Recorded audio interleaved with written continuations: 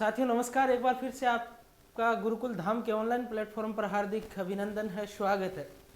आज की श्रृंखला में हम रिजल्ट को लेकर के डिस्कस कर रहे हैं कि गणित का जो अभी रिजल्ट जारी किया है आरपीएससी ने, तो देखिए गणित का जो रिजल्ट आया है वो चौंकाने वाला रिजल्ट है। चौंकाने वाला इसलिए कहूँगा कि 40% भी नहीं आ रहे।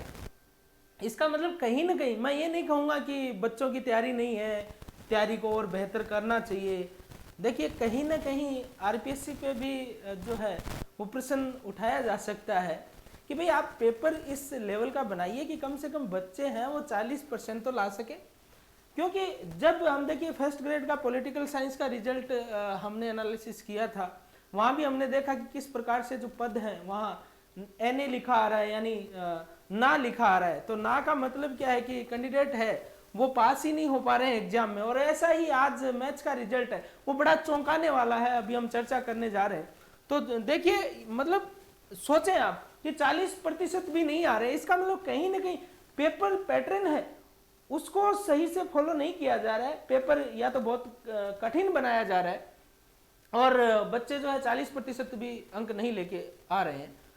तैयारी में कोई कमी नहीं है, बच्चे 15-15 घंटे 18-18 घंटे भी पढ़ते हैं आजकल। और आप सब जानते हैं कि आपने कितनी मेहनत की और इस मेहनत के बावजूद भी अगर यहाँ सिलेक्शन नहीं हो रहा है तो देखिए एक मैं कहूँगा कि कहीं ना कहीं बच्चा जो है वो एक बार मायूस जरूर होता है, लेकिन आपको मायूस होने की आवश्यकता नहीं है। रिजल्ट को देखते हुए आगे फिर से बढ़ना है और हारना नहीं है। देखिए हार गए तो फिर जीत कैसे होगी, इसलिए हमें जब तक जीतेंगे नहीं तब तक हारना नहीं है। तो आइए चर्चा करते हैं बिना समय गवाए।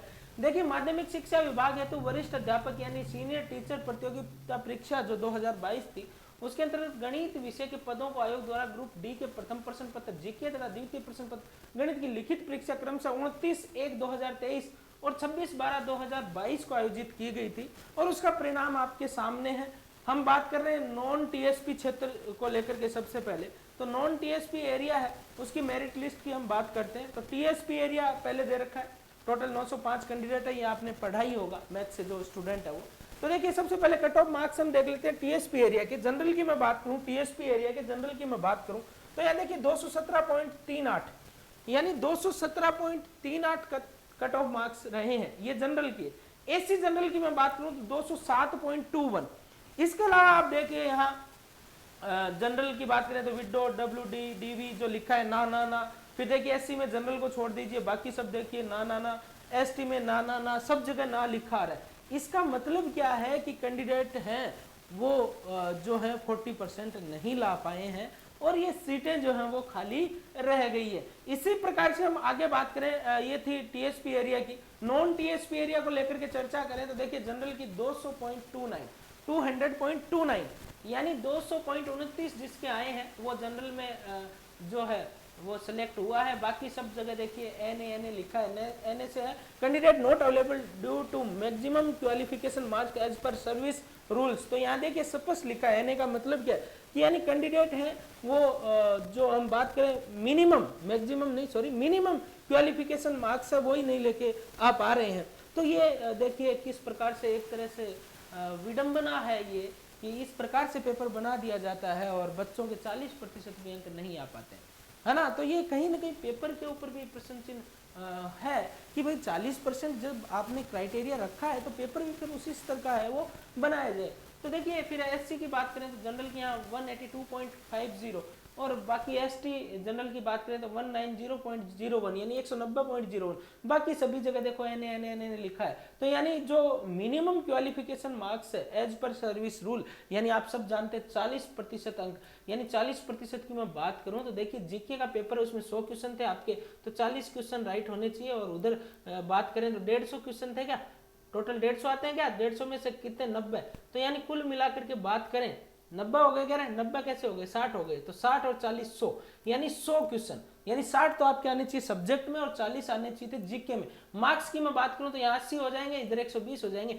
यानी जिसके 200 मार्क्स आ रहे थे जनरल ओबीसी वाले के, ओबीसी वाले तो देखिए ना एनए लिखा है सब जगह, तो ओबीसी वाले तो सिलेक्ट ही नहीं हुए, है ना। यानी मेरिट की बात करें यहाँ सिलेक्ट ऐसे नहीं है कि कोई नहीं हुआ, है ना। तो जिसके 200 से कम यानी जिसके 200 बन रहे हैं ना वो सेलेक्ट है सारे, ओबीसी जनरल में देखो 200.29, यहाँ थोड़ा सा अंतर हम कह सकते हैं। बाकी ओबीसी में तो देखो एनए लिखा आ रहा है, तो देखो 200 अंक भी नहीं आ रहे हैं 40%, बाकी 5% आप वैसे छूट कर दीजिए कैटेगरी वाइज। तो देखें तो देखो कितना अंतर है, और ये रिजल्ट है वो कहीं ना कहीं बस हमें ये एक तरह से कहने में कोई अतिशयोक्ति नहीं है कि पेपर पैटर्न है थोड़ा उसको भी ध्यान रखा जाए, और इसके साथ साथ हमें भी पेपर पैटर्न के अनुसार तैयारी करनी चाहिए। मैं आप लोगों के लिए ये कहूँगा कि आप यहाँ से सबक सीखिए। क्या सबक सीखिए कि किस प्रकार से पेपर पैटर्न आए, अगले जो एग्जाम है इसी लेवल की तैयारी रखें आप, इससे एडवांस लेवल की तैयारी रखें, तब जाकर के क्या होंगे, सेलेक्ट होंगे। वैसे देखिए जो बच्चे अच्छे से इस पैटर्न को फॉलो कर रहे थे वो सिलेक्ट हुए भी हैं। तो आप लोगों के लिए भी मैं यही कहूँगा कि आप भी इसी पेपर पैटर्न को फॉलो करिए, क्योंकि पेपर पैटर्न है वो एक हमेशा एक जैसा नहीं आता, कभी हार्ड आ जाता है, कभी टफ, कभी मीडियम आ जाता है। तो वो जैसा भी आए आप इस लेवल की तैयारी करें कि हमें जो है वो क्वालिफाई करना है। तो आज की क्लास में हमने जो है वो मैथ्स की कट ऑफ को लेकर के चर्चा की। आप लोगों को क्लास कैसी लगी ज़रूर बताएं, कमेंट बॉक्स में जवाब दीजिए। धन्यवाद।